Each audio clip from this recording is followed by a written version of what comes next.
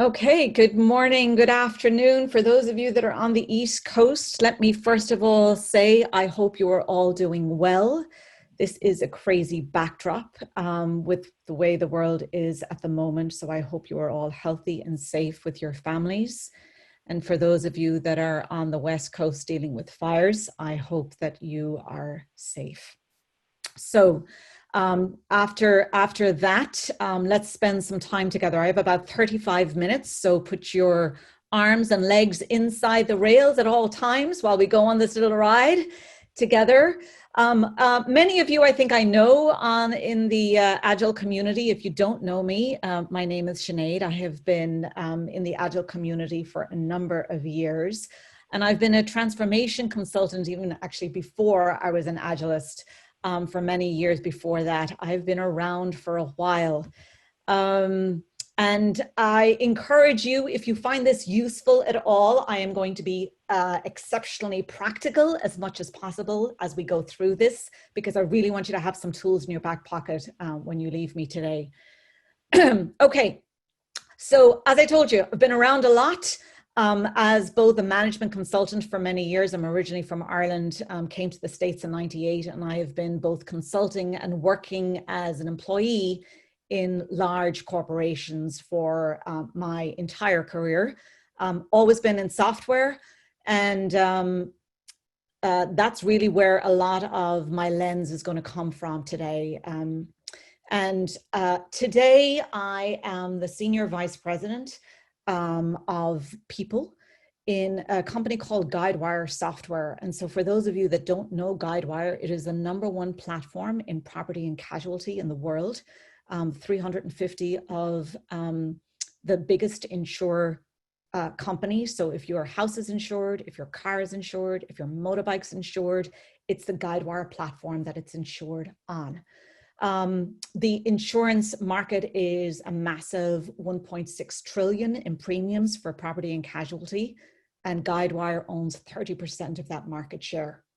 And what's interesting about Guidewire and just the insurtech space in general is that it is not a very disrupted space right now. And so what does that mean? It means that there's massive opportunity there.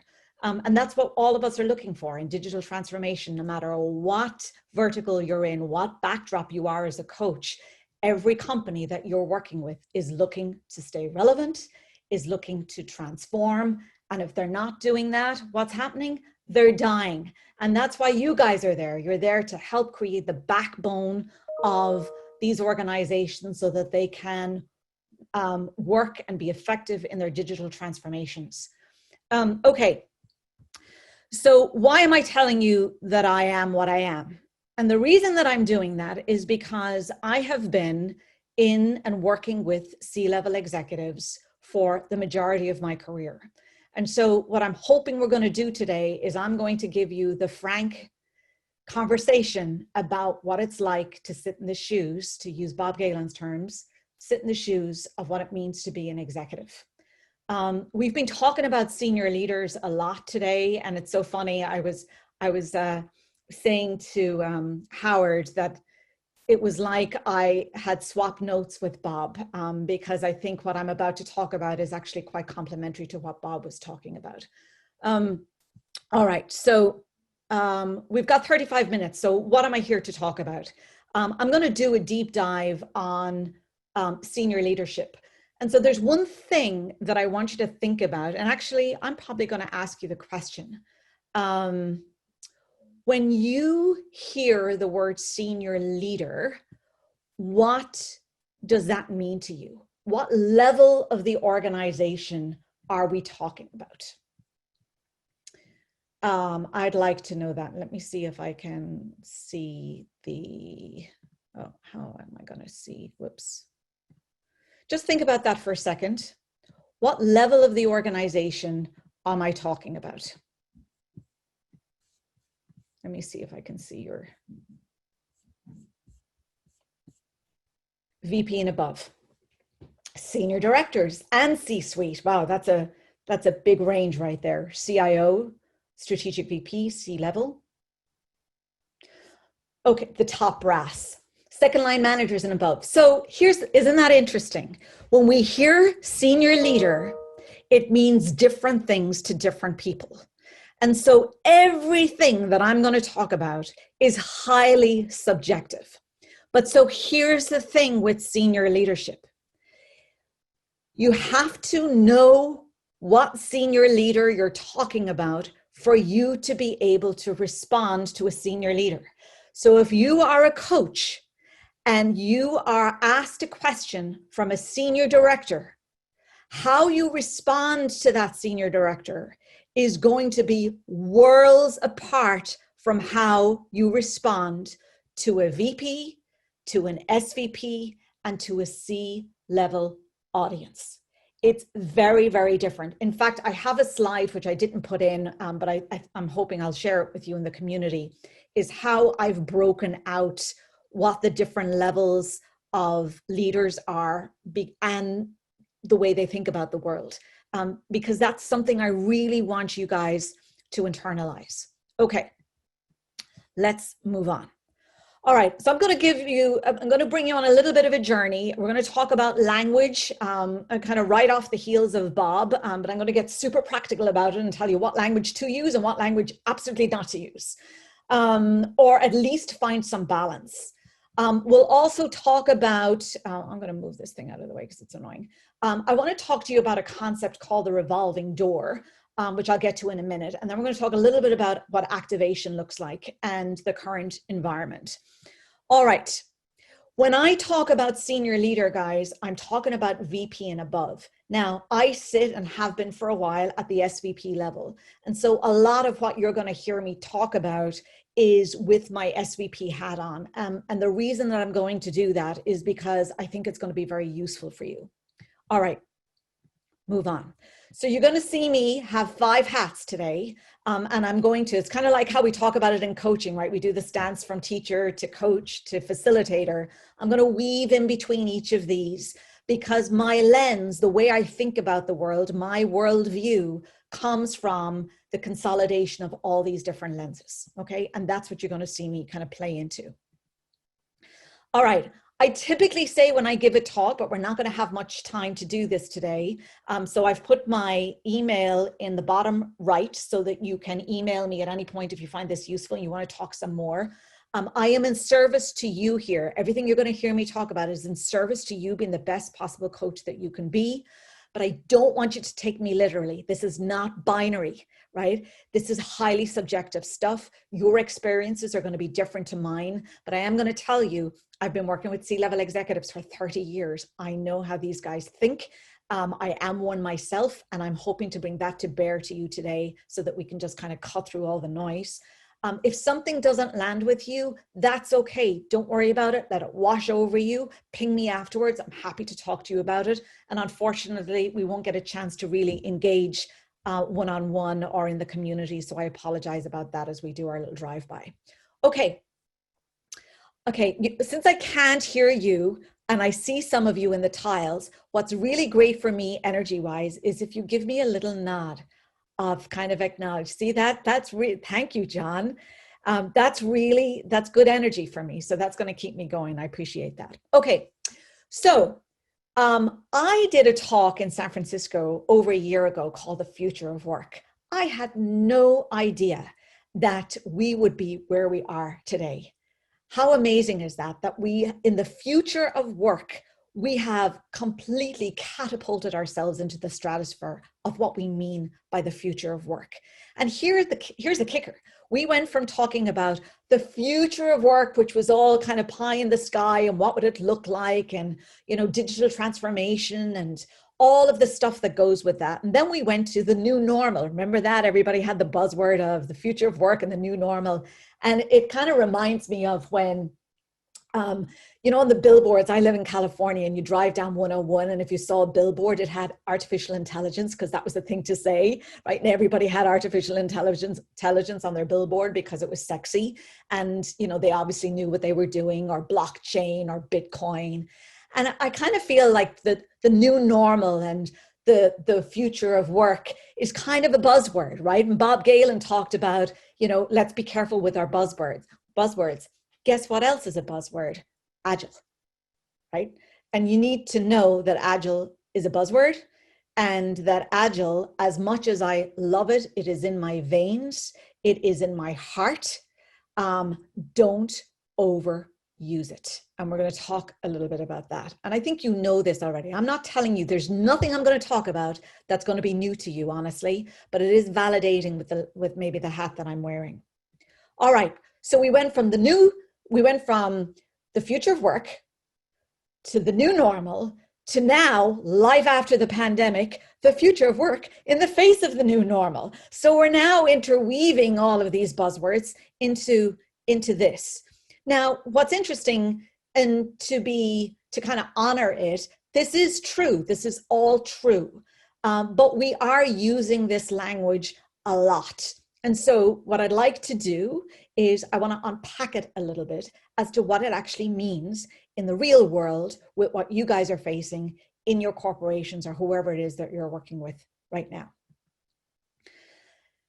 And so here's the first takeaway, and this is a reinforcement of what Bob Galen said. Using words and language and framing is important. Meet your folks where they are. I hear a lot of coaches use words that they like and use words from the Agile community. And I'm going to tell you, most executives have no clue what the heck you're talking about. So just let that wash over you. Stacey's laughing at me right now, but it's true, right? It's all mumbo jumbo. So you have to be careful. It doesn't mean don't use them, but you've got to pick your battles and you have to ease them into the way you talk about things. We want to bring in new language. That's part of the activation game, but you can't shove it down their throats. So you really have to be intentional about the types of language that you're using. All right. So here's what your leader typically will look like when you are using buzzwords. And so our tendency, and I wrote this down so I wouldn't forget, our tendency to use words that are comfortable for us and not for the communities that we support. So I want you to think about, what words do I use when I go into work? When I have an executive in front of me, what words come out of my mouth? Because sometimes what we're trying to do is justify our existence, say, oh my God, they have no idea what coaches do. Oh my gosh, they have no idea what I'm doing with the team. Oh my gosh, they have no idea what it's going to take to become agile. And so let me just throw all these things out with them. And this is kind of what transformation is all about. Try and refrain from doing that, because that is not how you're going to activate your leaders. Okay, what else do I want to say about that? Leaders, because of where they are, and this is kind of interesting because you don't necessarily know where your leader is, and I'm talking about VP and above in terms of their activation. Now, here's what I mean when I say activation, because I use this term a lot. Talk about buzzwords, right? Activation's a buzzword. You know, when you're in coaching and you're in with a community, or you're working with your leaders, or you're working with your teams, and you come out of your team meeting, or you come out of your daily stand-up, or you've come out of a meeting with the leader, and you're going, yeah, they get it. Yeah, they know exactly what I'm talking about. They know exactly where I'm coming from. This was a good day. This was a good meeting. Yeah, this is a good quarter. We're on our way. That's activation, right? It's when you realize that they are beginning to really interpret what you're saying and are in tune with what you are collectively trying to do. That's activation, right? So whether it is you talking about empowering the team, self-organizing, self-directed behavior, whether it's your leaders kind of backing off, being highly prescriptive, and they're now getting a sense that they need to create space for the teams to actually do what they need to do, that's activation. So it is subjective. So whatever activation means to you is what's important, right? But many of the leaders you're working with are not yet activated in the sense of the way you're looking at it. So don't force activation down their throat. You can't. It is a natural part of the evolution of the process. It is in itself the transformation, right? Your job is to help create the space, create the conditions, and create safety. for leaders to be vulnerable enough to say, I'm not yet there, I'm trying. That's part of the activation. Make sense? Nodding is good. Okay, awesome. All right. Now, how do we, so I heard Bob talk about, and thank you for this, Bob, because you really set it up nicely for me. How do you know where your environment is at in relation to activation and transformation as a coach? Here's one of the things that I realized lately. So I'm the Chief People Officer at Guidewire. I've never been a Chief People Officer before, hadn't planned on ever being a Chief People Officer, but I took it because, one, they gave me the opportunity, and I'm forever grateful for it, to be able to, what I thought was, have a platform, influence, and credibility to help change the very fabric of the culture, and certainly as an Agilist. So one of the things that I'm going to say to you is that if you're looking to transform an organization and you're working in development or wherever you're transforming from an Agile standpoint, bring your HR along with you, right? This is a journey I'm on with a HR team that I inherited, because now I'm trying to take what was traditionally HR, and as a senior level executive that has been an Agilist all my life and a transformation strategist, I can't bring development along or any other part of the organization along unless I'm doing it in my own backyard. So it is imperative that you connect with your Chief People Officer or with folks in HR to activate them, so that their HR business partners and their recruiters and everybody else can help activate the organization. I'm happy to share with you how to do that offline. I need for you to connect the dots with the business. Be in tune with, how is COVID affecting them? How is their mental health? How is the performance of the team? How are the practices? How are they engaging socially now that there is a virtual backdrop? Connect the dots. Use language that the business is using. When you go to an all hands, and you're going to hear me say this, I have a question. I'm going to put it into the chat. If you were working in a public company today, when is the last time you participated or listened to the earnings call? When's the last time you did that? When's the last time? Last month, good, a week ago. Oh my gosh, I love you guys. This is really, really important. If you listen to the earnings call, you will hear how your CEO and your CFO are framing their business today. You will hear them talk about the challenges the business is having. You will hear them talk about their vision for the future and the obstacles that get in their way. You will hear them talk about how they respond to the analyst questions, like, how is COVID affecting your revenue forecasts? How do you see the products release cycles been impacted by where you are with COVID today, or with a competitor that just did an IPO, or whatever that looks like, right? This is what you want to be attuned to, because part of your role as a coach in transformation is to understand the business. And that is a great way to understand the business. Okay, yes, you'll hear things like cautiously optimistic. Like, listen for those words, listen for the way in which they're doing that, and bring that into your vocabulary, right? That will give you a sense that you're in tune with the business. Use the speak of the business, not your own speak. Make sense? Yeah, is that making sense? I hope that resonates. It's really, really important.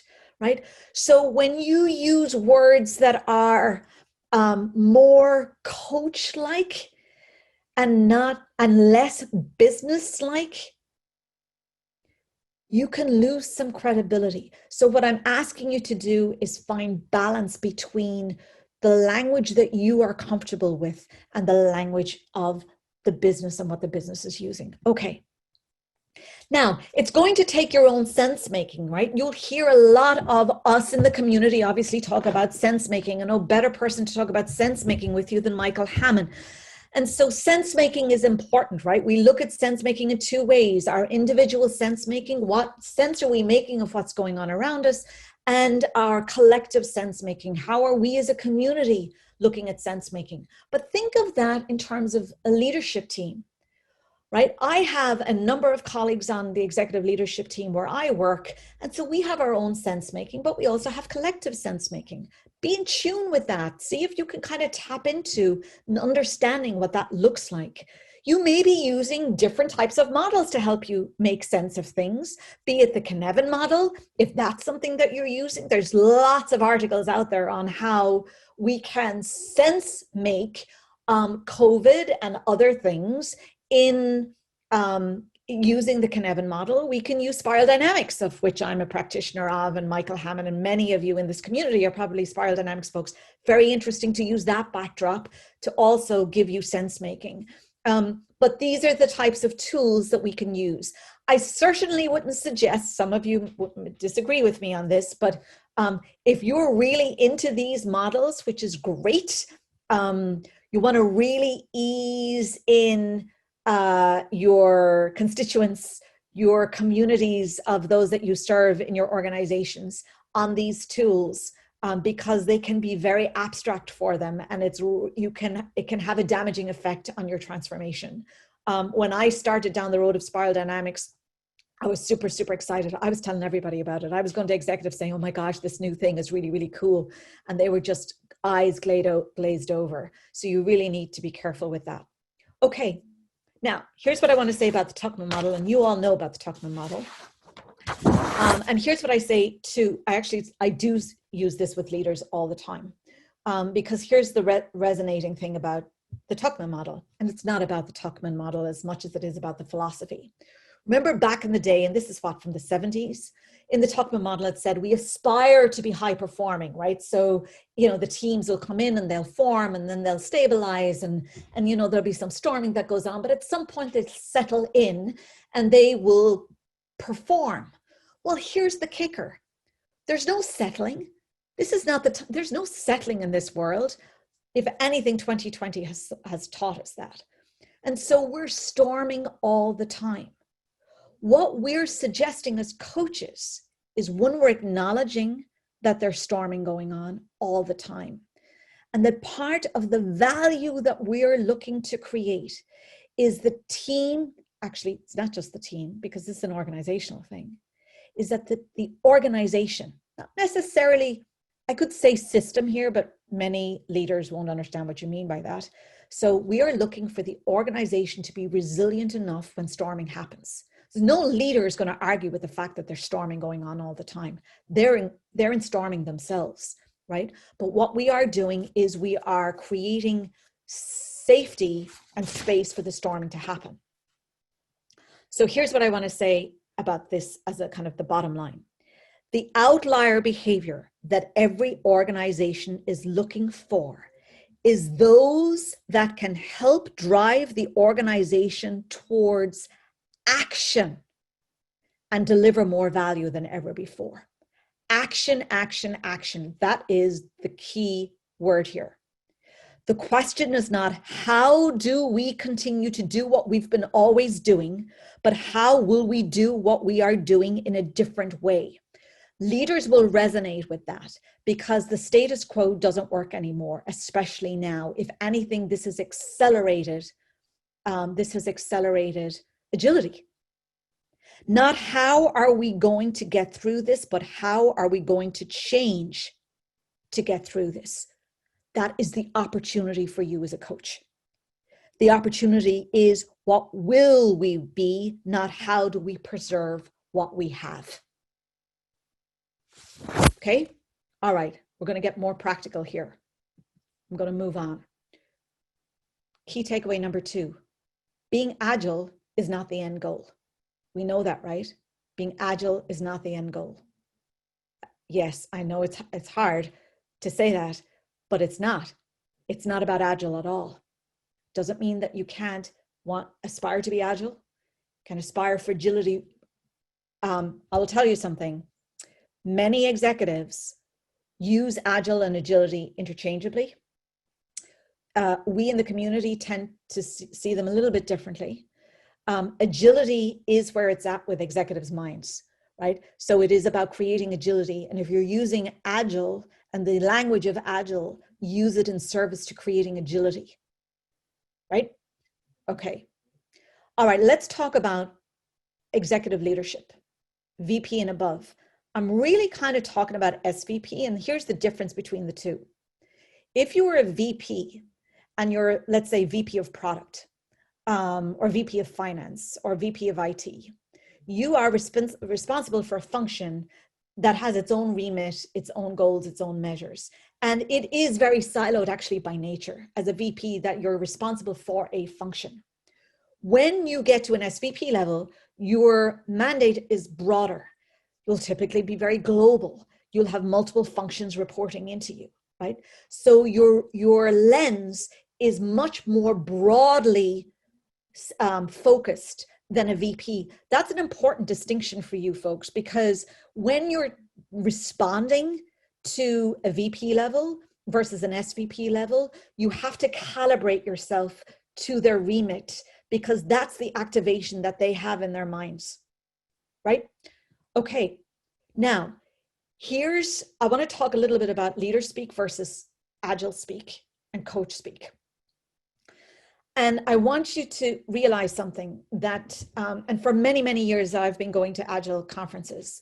Oftentimes I would walk into a room and there'd be a session on, and there'd be this kind of giggle and chuckle about leaders don't understand. How many people here work in an organization where leaders don't get it, and everybody laughs and puts their hand up?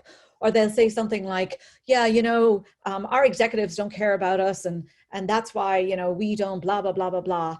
And I would be like, oh my gosh, like, where's the empathy gone of leaders? And so we want to make sure that we're thinking about, if you want to be empathetic, then don't say I'm empathetic, be freaking empathetic, right? Understand what they're going through, and bring that along in your acknowledgement and response. And so here's what you might hear a leader say. We should be listening to our customer to understand how we can help them accelerate. That's very Agile to me. When I hear a leader talk like that, I think that's a very Agile way to look at the world. Are they using Agile speak? No, right? Are they using terms like we would typically use, customer feedback loop or inspect and adapt or whatever? No, they're not. Doesn't make them any less Agile, right? So be in tune with the language. Here's something else they might say. We need to make sure that our teams are focused on what's important. They're not saying ruthless prioritization. They're not saying groom your backlog or refine your backlog to make sure that, you're focusing on higher value. If those are the words you're looking for and you're not hearing them and you're like, they're not Agile, they're not using the words I use, then that's not fair. So really internalize their language, and you will see that there's a lot more agility going on than you actually give them credit for. Here's another one. We will work together to ensure that we are all aligned on business objectives. That's really Agile. Working together for the common good in service to what we're trying to create. I think that's super Agile, right? Okay, so here's a leader. And this is a snapshot in a pie chart of their brain. Yep, there it is. It's filled with problems to solve, right? Problem A, problem B. And remember, if you're an SVP, you have a global remit. You've got all these different problems. And guess what? All these different problems come from different places. There's a problem in finance. There's a problem in sales. There's a problem in product. There's a problem in marketing, right? These tiny little chunks of problems that are constantly going around in their heads all day, every day. Okay. Now, here's the way leaders are bred, like it or not. They can smell the problem in the water. That's their job. Now, it kind of runs counter to how we as coaches are, because part of our thing is, well, you know, we want to, we're not there to necessarily solve their problem. We're there to help them solve their problem, right? So we'll step back and we'll guide and we'll coach. That's great. But if you're working with an executive, you better be real sure that you are able to help them solve their problems. Okay, so I want you to find balance in the words that you're using. Here's some coach words that I love and I use all the time. Facilitate, coach, shepherd, support, collaborate, cultivate, guide. But I'm going to tell you right now, if you get nothing else from me, take a snapshot of this slide, because you need to be using the words that are on the right-hand side. Accelerate, drive, execute, implement, deliver, enable, build. These are senior executive words that they use all day, every day.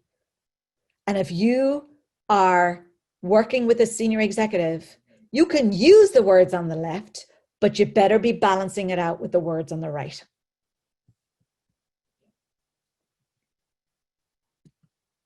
Okay, so how does it look like in your toolkit?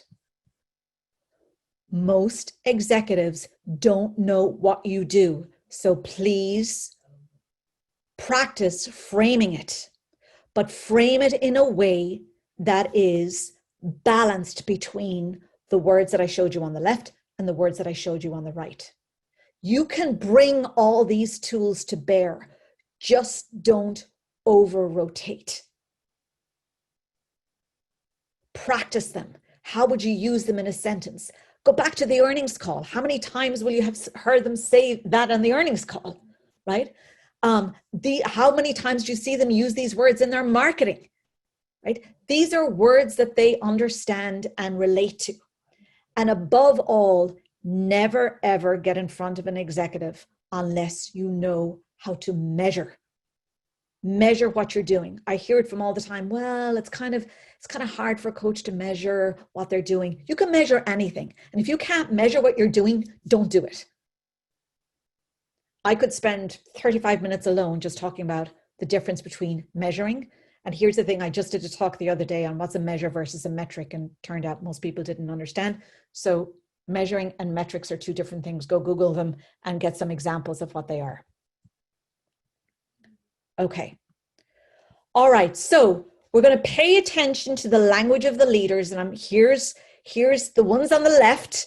Say this, not what's on the right. It's not that you can't say what's on the right. So don't kind of take me too literally. That was my first disclaimer. But don't over-rotate. Remember, leaders are outcome oriented. So when you are talking about, I help the teams work better together, I was going to say leaders don't care. Of course they care. That would be really wrong for me to say they don't care. But they really care about accelerating product release cycles. So if you're going to say, we're really helping the teams work better together because so that, let's be canonical form user stories here, accelerate product release cycles. We want to design a continuous feedback loop so that we can increase value for our customers. We want to create an environment where people can solve their own problems so that we can drive accountability and ownership. We want to evolve the leader mindset so that we can adapt quickly to changing priorities. We want to reduce friction between teams and outside forces so that we can make better decisions faster. Does that make sense what I'm saying here, right? If you don't have that so that, then all bets are off. That's how this is so important. Remember, I know I sound feisty and harsh. I am in service to you all because I live and breathe this with executives all day, every day. All right. So remember I said, explain what you do. Most executives still think you're like the sports coach, right? Screaming at the teams, being prescriptive, telling them what to do, right? So I want you to be careful as you learn to frame that. Think of yourself being stuck on the elevator. And you know, God forbid the CEO tips you on the shoulder and says, so what do you do here? I'm an Agile coach. I'm an enterprise coach. I'm a transformation coach. Right over their head that will go. So you want to be careful that when you are framing it, that I'll go back to this. What is it that you do? Well, I help the teams work better so that we can accelerate product release cycles. I'm going to tell you, you're going to be their best friend real quick if you can get that down. It's not normal for me to be, I feel I'm talking at you, so I apologize profusely for this, but since we've only 35 minutes together, I am accelerating my pace. All right. Team versus leader interactions. Here's what you might say to a team. What are the biggest challenges facing you right now? What we have a tendency to do as coaches is we over-rotate on the coaching question and we ask the powerful question. You can't really do that with a senior leader, guys. Remember the shark, the blood in the water? So here's what I'd like you to practice. I'd like you to practice being in, and this is kind of counter to some of you, in solving mode, but we're going to do it in a certain type of way. Here's how I want you to think about it. I see that one of our biggest challenges right now is that not all teams have accelerated their release cycles. Isn't that funny? Bob Galen had a scenario similar to this, and we both have the same one. Here's the language. My intent is to evaluate those teams with a view to identifying the blockers and proposing a mitigation plan by the end of next week. Leaders like people that get stuff done. So I want you to practice the framing, right? You can still do all the stuff on the back end. You can still coach and guide and facilitate and do all that stuff. The leader doesn't need to know any of that. They don't really care how it gets done. They want to know it's getting done because that's what they want to see, right? So what you're doing here is you're showing them that you have intention, that you already, the worst thing you can do is go to an executive leader and say, so what problems are facing you? So what keeps you up at night? So what value are you looking for? If you don't know that at this point, then you shouldn't be working there. That's how important that is. Okay. Remember, they want to be relating to this. Remember the shark in the water? Okay, so maybe you're more like this, and that's okay. It's okay. But you can have the persona. Now, something I want to say that's really, really important. I'm not asking you to be somebody different. I'm asking you to be authentic, to be who you are, and to stick to your values. I'm not saying be somebody else.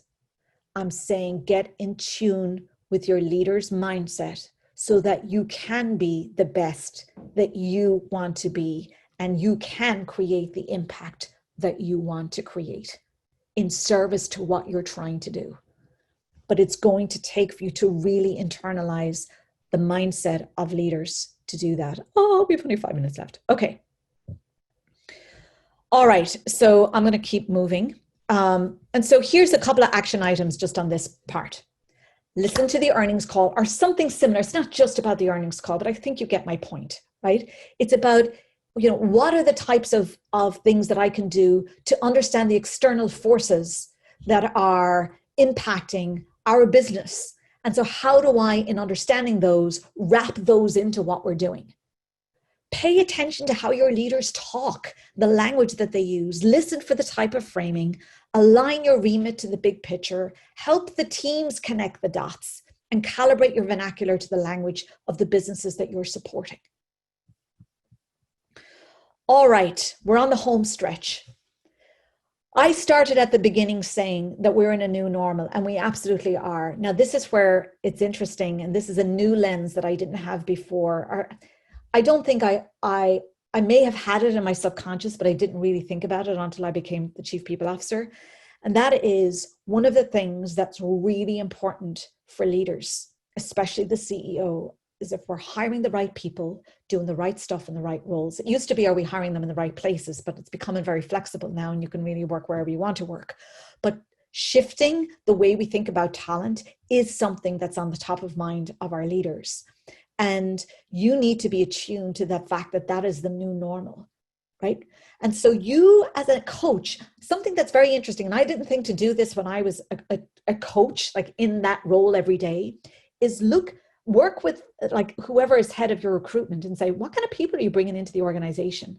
What kind of attributes are you looking for? Are you bringing in activated people, right? Or are you so busy as a coach trying to activate people, and all recruiters are doing is they're bringing in unactivated people all the time, which is making your life really, really hard, right? Because here you are trying to activate, and there's a whole new pool of people that are coming in that are maybe not activated. So you want to make sure that you are creating conditions, be it for those that are coming in and also the ones that are there. And that's what I call the revolving door that I talked about, right? It's those that are activated, that are maybe going out of the organization, right? And those that are coming in that are maybe not activated.